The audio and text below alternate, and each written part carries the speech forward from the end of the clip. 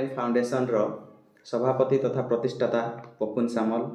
आज Redhakhol government medical रे आमे आर्यन फाउंडेशन समाज पई सेवा अनुष्ठान तरफ एक सफाई कार्यक्रम करिलु। ए समाज मोर नुहे, ए समाज आपण मानक समस्तंकर। तेणु ए समाज रो अधिकार जाहिर करने पूर्व आमे प्रथम निजर कर्तव्य प्रति सचेतन हवा नितांत आवश्यक। कारण आम परिवेश को स्वच्छ रखा एवं हॉस्पिटल रे पान गुटखा खाई एणे तेणे पकाइबा नहीं।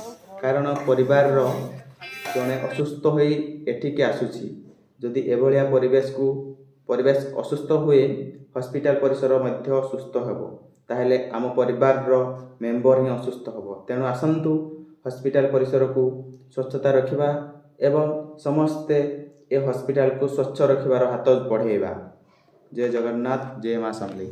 स्वच्छ भारत हो, स्वच्छ